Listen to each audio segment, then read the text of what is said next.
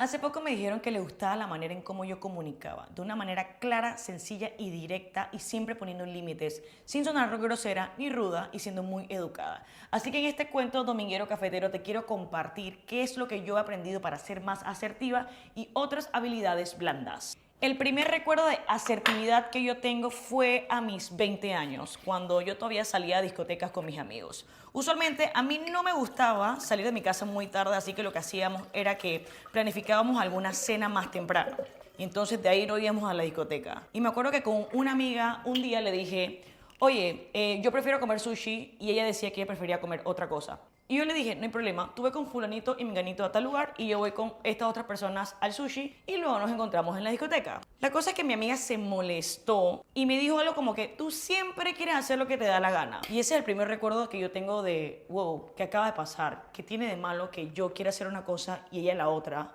Si igual no vamos a encontrar. Y ahí fue donde me di cuenta que todos tenemos que aprender a comunicarnos mejor. No siempre tenemos que sacrificarnos y que está bien llegar a un punto medio. Primero que todo, ¿qué son las habilidades blandas? Las habilidades blandas son esas cualidades que te permiten interactuar y también ser persona con las otras personas y también manejar situaciones de manera efectiva y eficiente. Son esas habilidades que te hacen ser una persona adaptable, agradable y flexible. Son esas cosas que te permiten hacer bien tu trabajo en equipo y vivir en comunidad. Estos son algunos de los ejemplos.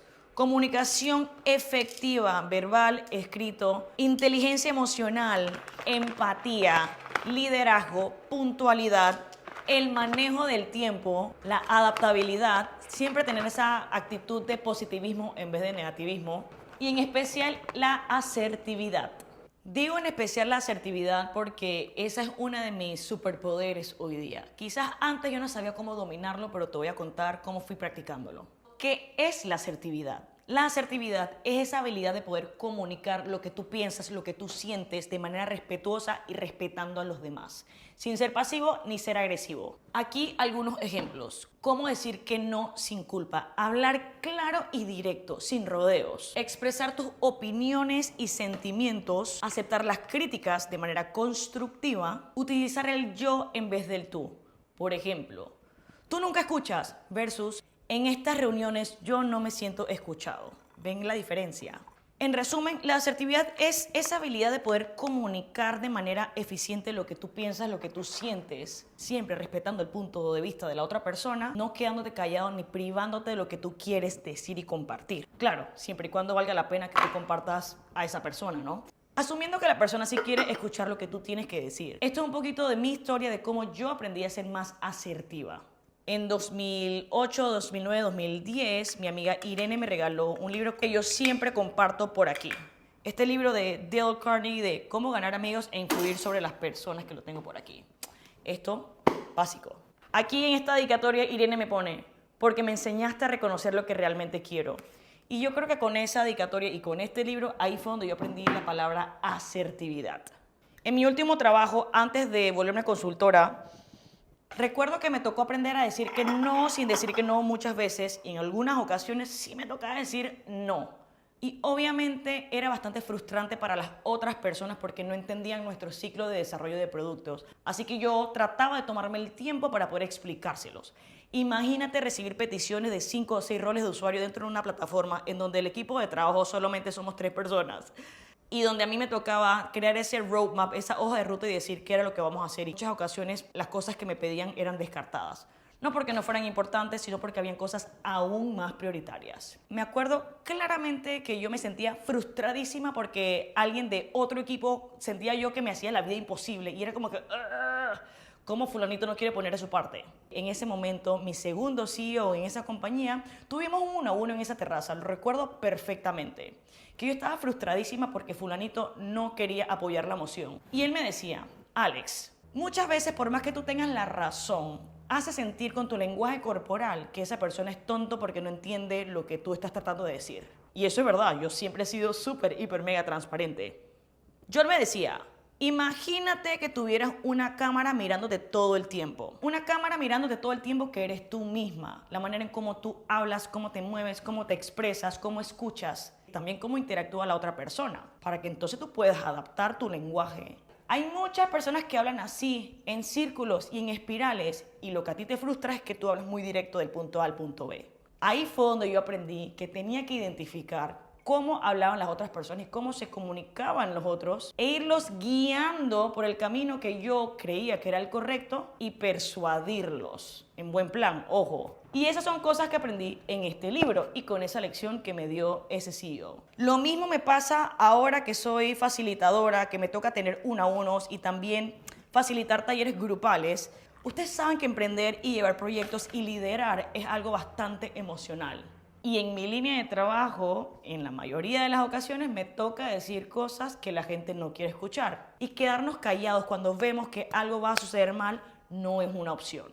Por eso es que nos llamamos consultores, porque nos consultan lo que pensamos. Pero eso no quiere decir que tenemos que dejar de ser asertivos, amables y respetuosos. Una cosa muy diferente es cuando la otra persona no entiende que uno es claro y directo, está marcando límites, y esto a veces puede ser confundido con grosería. Y ahí es donde uno tiene que evaluar si la persona que nos está escuchando tiene esa receptividad y si vale la pena que nosotros hagamos ese extra esfuerzo. Con el tiempo y con todas estas publicaciones que yo hago en redes sociales, uno cuando es creador de contenido, de manera deliberada se pone allá afuera para que quien sea te ponga comentarios como quiera. Y aunque afortunadamente el 99% de los comentarios que ustedes me regalan son positivos, siempre hay alguien que quizás no es tan buena vibra o de repente no ha aprendido a ser asertivo todavía.